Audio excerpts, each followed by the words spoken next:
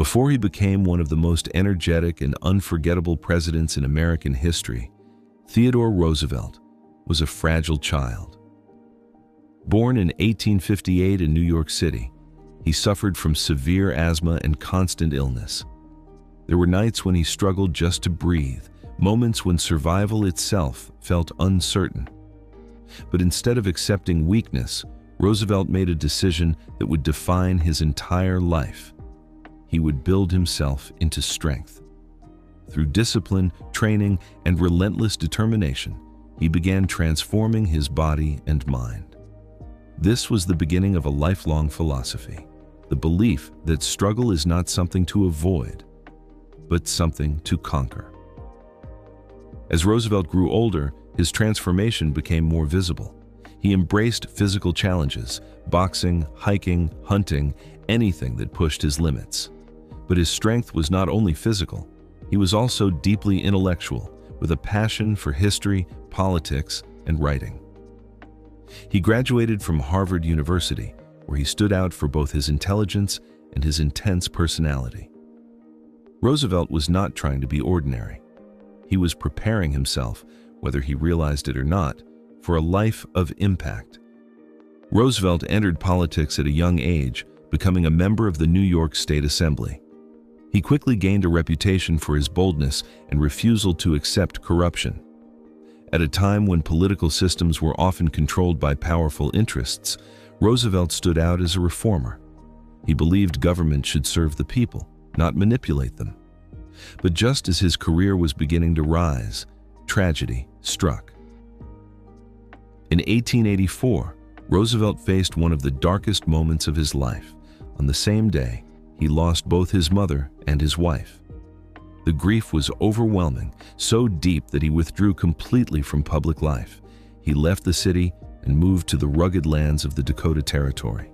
There, he lived as a rancher, embracing isolation, hardship, and nature. This period did not break him. It rebuilt him. In the silence of the wilderness, Roosevelt rediscovered his strength. When Roosevelt returned to public life, he was no longer the same man. He was tougher, more disciplined, and more focused than ever before. He took on roles such as Police Commissioner of New York and Assistant Secretary of the Navy. In each position, he pushed for reform, efficiency, and accountability. Roosevelt was building a reputation not just as a politician, but as a force of change. And soon, history would give him a stage far bigger than he had ever imagined. By the late 1890s, tensions between the United States and Spain had reached a breaking point. Cuba was fighting for independence, and American interests were deeply involved. When the USS Maine exploded in Havana Harbor in 1898, the nation was pushed toward war. At that moment, Theodore Roosevelt made a bold decision. He resigned from his government position and volunteered for combat. He did not want to watch history from behind a desk. He wanted to be part of it. Roosevelt helped form a volunteer cavalry unit known as the Rough Riders. This group was made up of cowboys, soldiers, and adventurers from different backgrounds. Despite their differences, they shared one thing: a willingness to fight. Roosevelt led them not just as a commander, but as a man at the front lines. He trained with them, lived with them, and prepared them for war. A legend was beginning to take shape. In Cuba, during the Battle of San Juan Hill, Roosevelt led a direct charge up the hill under heavy fire. It was a moment of chaos, courage, and pure determination. Against difficult odds, the Rough Riders pushed forward and secured victory. Roosevelt's leadership during this battle made him a national hero overnight. His image, on horseback, leading the charge, became iconic. He was no longer just a politician. He was a symbol of action and bravery. After returning from the war, Roosevelt's popularity skyrocketed. He was elected governor of New York, where he continued his reform-driven approach.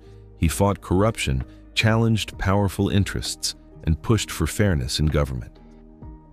But his growing influence made some political leaders uneasy. To move him out of the spotlight, they supported his nomination for vice president. It seemed like a political sideline, but history had other plans. In 1901, President William McKinley was assassinated. At just 42 years old, Roosevelt suddenly became the President of the United States. He was the youngest president in American history at the time. What was meant to be a quiet role had turned into the highest office in the nation. Now, Roosevelt was no longer preparing for leadership. He was living it, and the world was watching. When Theodore Roosevelt became president in 1901, he brought a completely new energy to the office. He was young, aggressive, and determined to use presidential power actively. Unlike previous leaders who often stayed passive, Roosevelt believed the president should lead boldly and directly. He once described his approach with a simple phrase: "Speak softly and carry a big stick." This philosophy would define both his domestic and foreign policies. Roosevelt was not interested in maintaining the status quo. He was ready to reshape it. One of Roosevelt's most significant actions was his fight against powerful corporations known as trusts. At the time, massive companies controlled entire industries, limiting competition and exploiting workers. Roosevelt believed this imbalance threatened democracy itself. Through aggressive legal action, he broke up monopolies and enforced fair competition. This earned him the nickname Trust Buster. But his goal was not to destroy business. It was to control power and restore balance. Roosevelt also transformed the relationship between government and nature. At a time when industrial expansion was rapidly consuming land, he took a different approach.